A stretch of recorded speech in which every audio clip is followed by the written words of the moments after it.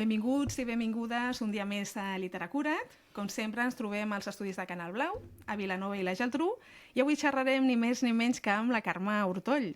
Benvinguda, Carme. Moltes gràcies. Presentarem primer una miqueta la Carme, que té un currículum espectacular.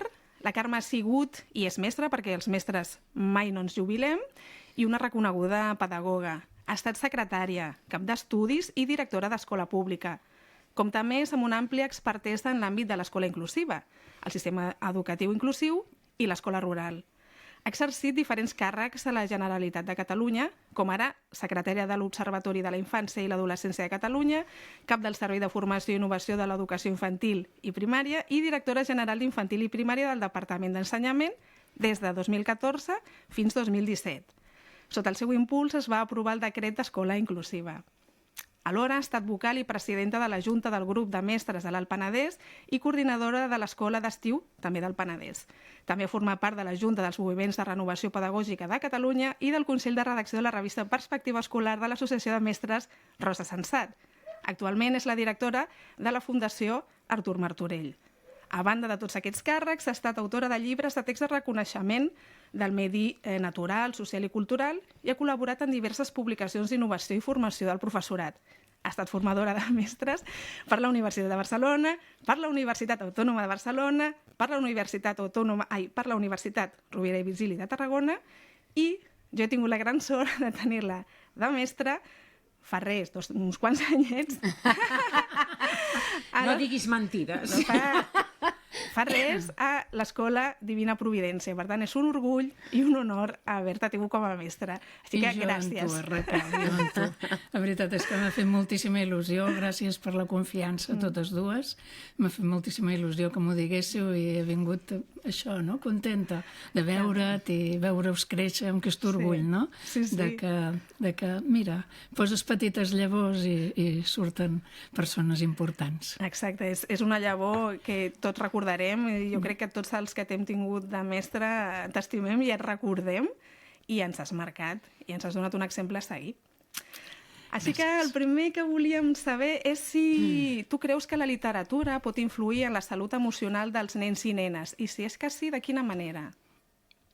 Influeix del tot. Això està clar. Vull dir, això no cal que ho pensem d'una altra manera perquè està comprovat. Per tant, tots els que hem sigut mestres i els alumnes i tots ho veiem. La lectura, quan tu llegeixes, t'emociones moltes vegades. Vull dir, i llavors això, quan llegeixes i t'emociones, et transforma. I això és així. I per tant, no només és a nivell de que tu tens uns aprenentatges, sinó que tens uns sentiments, tens una manera de fer les coses, interactues amb personatges i per tant jugues tot un joc, diríem lúdic, que fa que t'emocionis i això és molt important. I el que em deies és de quina manera, doncs de moltes maneres, però jo penso que la lectura és una mica com una abraçada. No?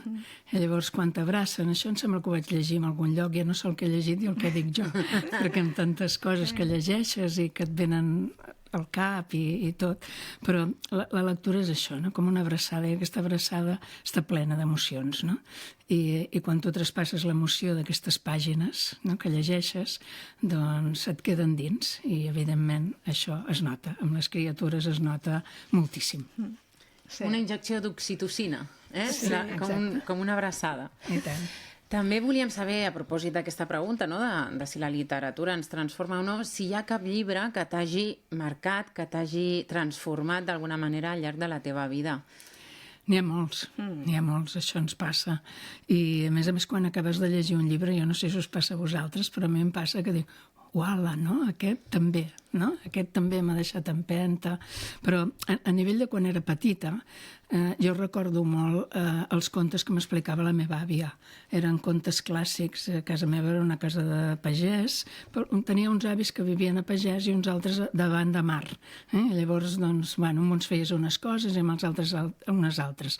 I amb l'àvia Carmeta, que era la de Pagès, doncs sempre a les tardes, quan sortia d'escola i tot això de petita, que a casa meva teníem botiga i per tant em em deixaven moltes estones allà amb ella, doncs em llegia contes i me n'explicava. Jo crec, ara, de gran, penso que se'ls inventava.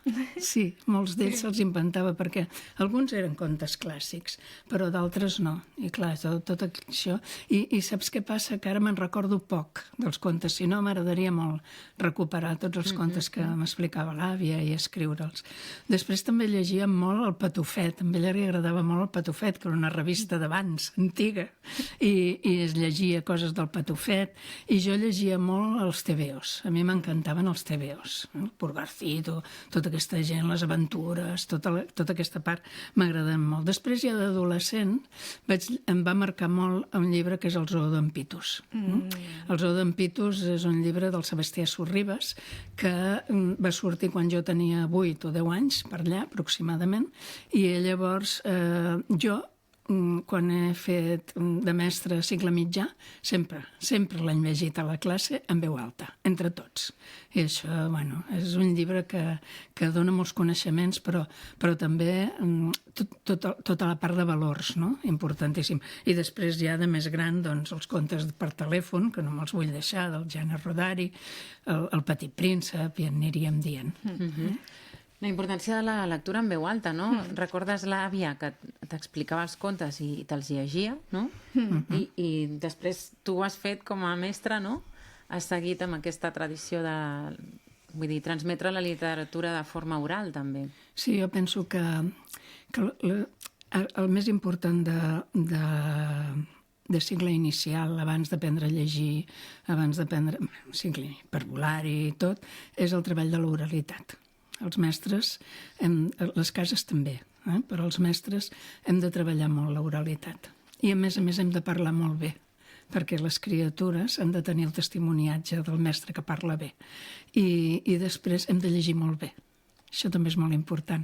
I per llegir bé i donar aquest testimoniatge, doncs ells han de veure com tu llegeixes. No val a dir aquests 20 o 30 minuts de lectura que fem en general a les escoles, i que està molt bé, haver recuperat totes aquestes estones que podem llegir, però aquestes estones de lectura diària dels centres educatius han de ser moltes estones amb lectura en veu alta, penso jo, perquè després les criatures, sobretot els adolescents, a casa ja llegeixen, i llegeixen amb silenci, amb tranquil·litat, en un lloc tranquil i que els hi agradi, però la lectura en veu alta, sobretot a la primària i a l'institut també, només faltaria, és importantíssim. I aquest testimoniatge del mestre que llegeix, jo sempre dic que allò que hem sentit tant, de que és preciós de veure...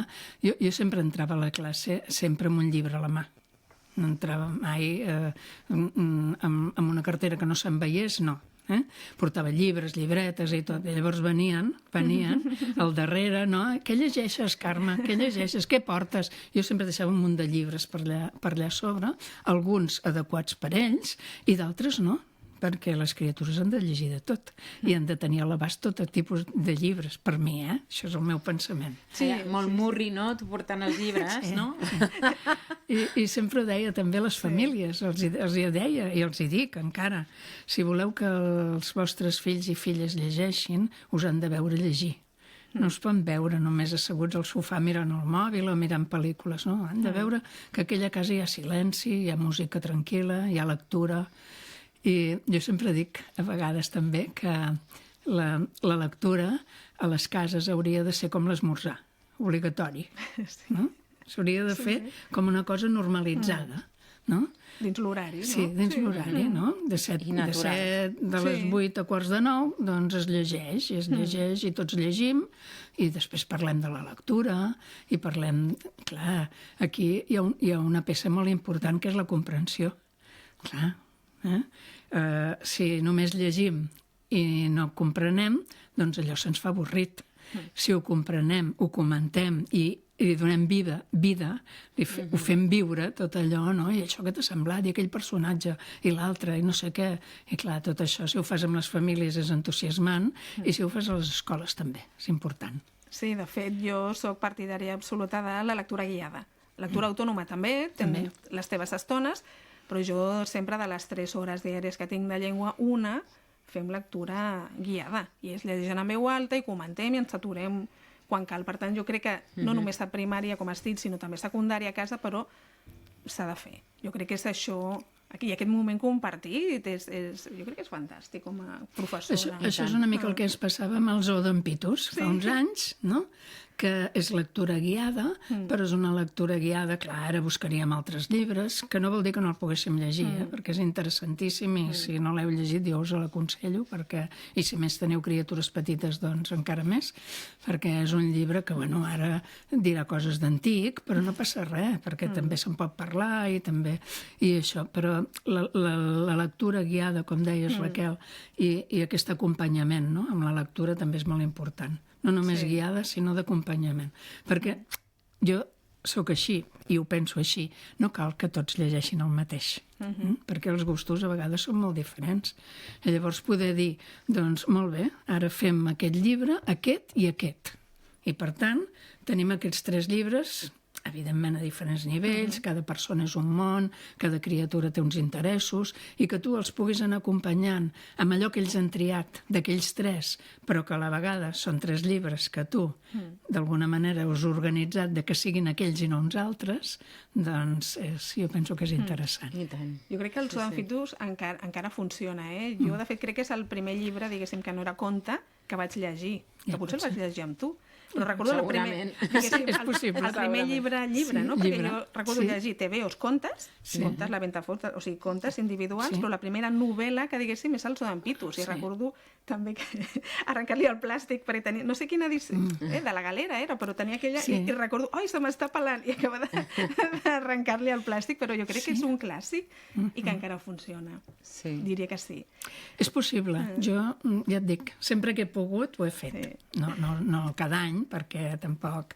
A més, les criatures també veus quan ets a l'aula, i això ho sabreu totes dues, perquè totes dues sou professores i mestres, veus si aquell curs interessa més anar per aquí o anar per allà, i llavors... Però sempre que he pogut ho he fet. És un gran llibre de valors. Exacte. I enllaçant amb això, al llarg de la teva trajectòria com a docent i responsable d'educació, com has vist evolucionar o canviar el paper de la literatura en el desenvolupament dels infants i dels joves? És molt diferent abans d'ara? Com ho veus? Com veus el panorama?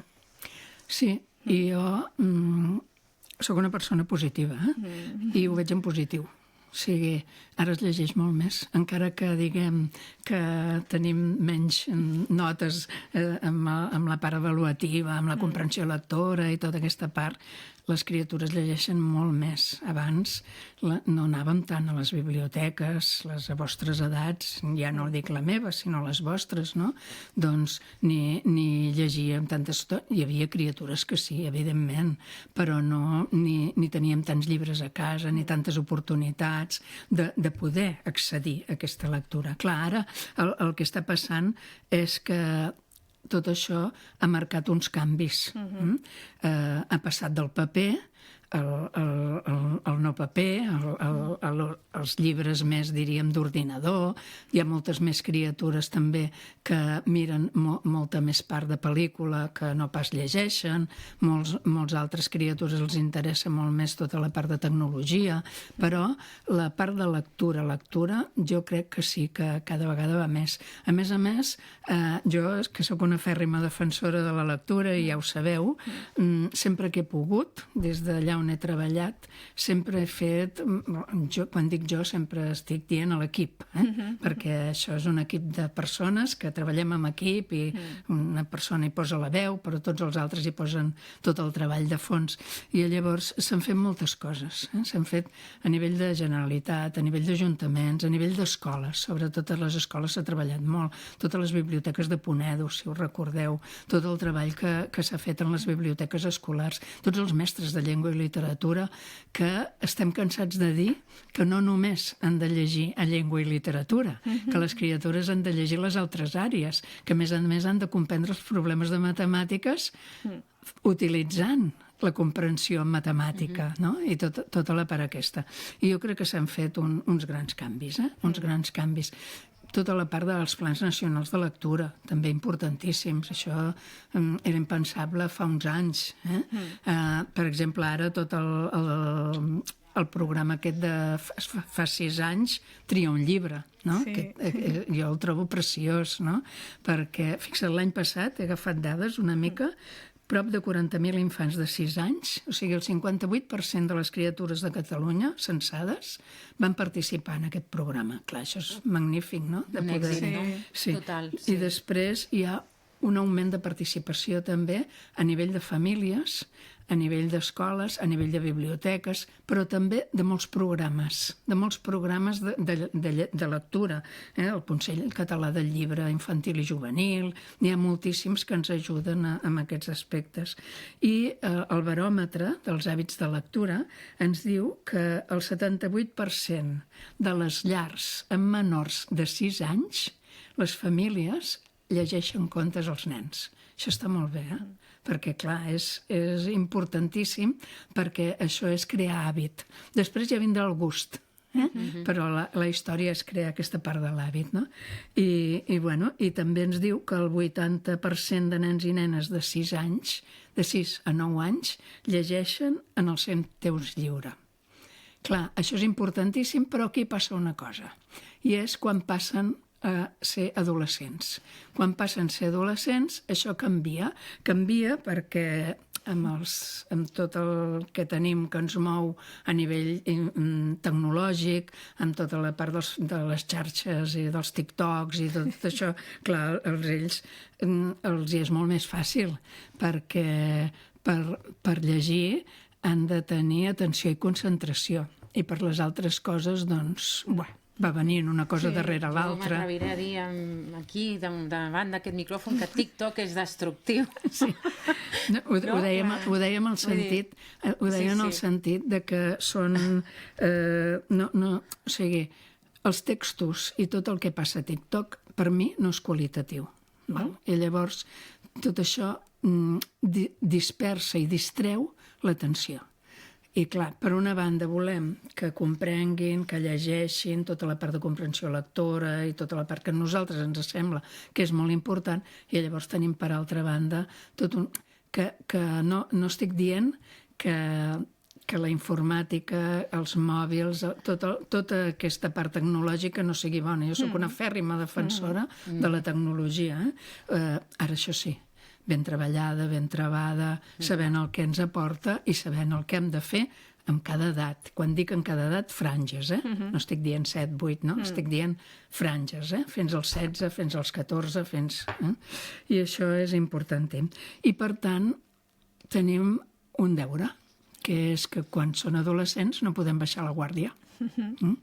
Perquè si baixem la guàrdia, i això ho sabeu vosaltres que esteu als instituts, doncs llavors això repercuteix.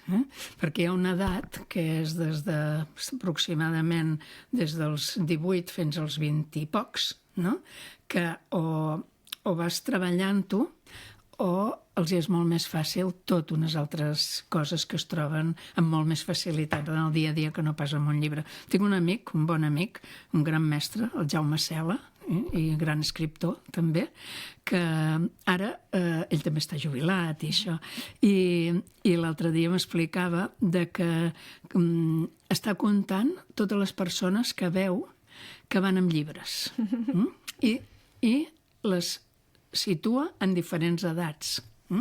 Llavors, per exemple, ell viu a Barcelona, va a l'autobús i diu, 23 persones mirant el mòbil, una llegint. Quina edat té, quin llibre llegeix, m'hi apropo, ho miro, no? Perquè, clar, és aquest món, no? I llavors, per això diem, no podem baixar la guàrdia perquè ja està bé tot el món tecnològic, però no podem deixar de pensar que hi ha una cosa molt important, que és la lectura de llibres físics, de llibres de paper. I parlant de llibres, Carme, Sí. quins llibres creus o et semblen que són imprescindibles per a una biblioteca escolar? A part del so d'en Pitos. No us en diré cap. No? No us en diré cap. El que sí que us diré és de que n'hi ha d'haver molts contes i molts còmics, perquè les criatures també els atrau moltíssim, tota la part aquesta, molts llibres d'aventures, molts llibres d'infantil i juvenil de moltes editorials diferents que tractin molts temes diferents, això és importantíssim. També hi ha d'haver novel·la, també important, perquè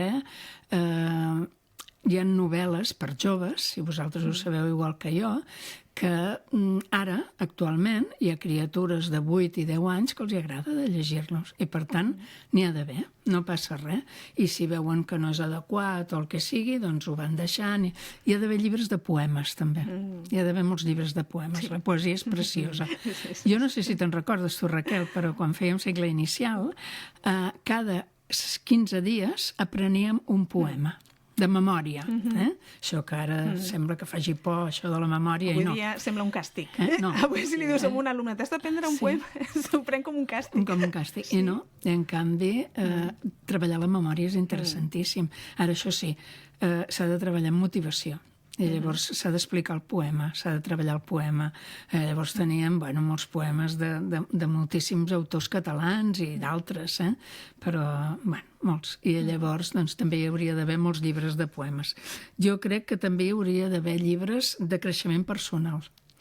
És interessant que les criatures no només quan siguin grans puguin parlar de l'esperança, de la motivació, sinó tots aquests valors també els han de poder trobar a les biblioteques i han de poder llegir amb normalitat.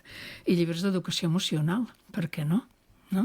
Perquè tota aquesta part de l'autoconeixement, del saber, hi ha moltes criatures que els interessa. I després els que no poden faltar mai són els llibres de natura. Els llibres de natura, tot el que els hi agrada moltíssim, tot el que és la natura, sigui animals, sigui vegetals, descobrir el món, els seus mons, tota la part aquesta és importantíssima.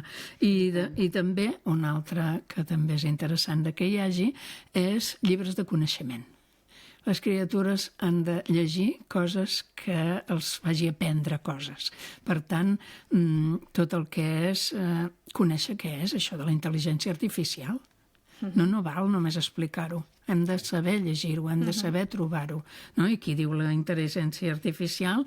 Doncs llibres d'educació, com aprenem, com funciona el nostre cervell per aprendre. Això els hi encanta, també. Jo he fet amb diferents edats i saber de dir com aprenem una cosa. O què ens passa si estem jugant un partit de futbol? Què ens passa en el nostre cos? Com funciona el nostre cos? Clar, tot això els entusiasma. Per tant, ja veieu, jo els ompliria molt, les biblioteques, i no només de contes. Tenir un triar i remenar, també, no? Que trobin aquesta varietat. Que puguin trobar tot això. I que cadascú trobi el seu gust.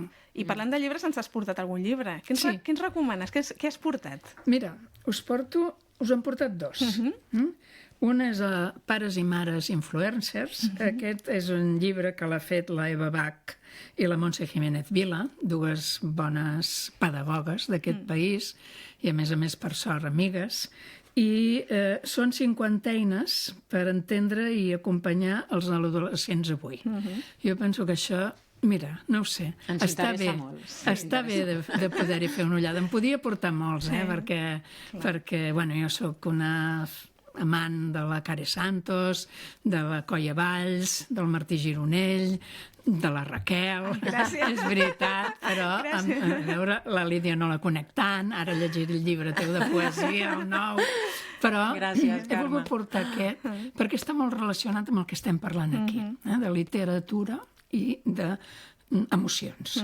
I llavors he portat aquest, i després us he portat un altre, que és de l'Eva Bach, és una de les dues, que és l'últim que he tret ara al gener, que me'l va dedicar l'altre dia i que el vaig llegir al cap de setmana, que també és molt interessant perquè diu, disbarats emocionals ja n'hi ha prou.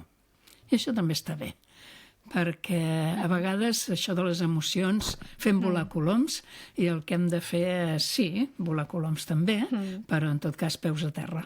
I això també és interessant. També cal molt, peus a terra. Jo crec que són dos llibres molt interessants que encara no ens ha recomanat ningú, per tant nosaltres en prenem nota. Sí, la biblioteca de literatura et va creixent. Sí. I tant. Vols llegir-nos algun fragment? Sí, portava un aquí a punt, amb el punt del llibre de la Noemí, que us el llegeixo. I diu, els somnis són imprescindibles perquè ens fan caminar.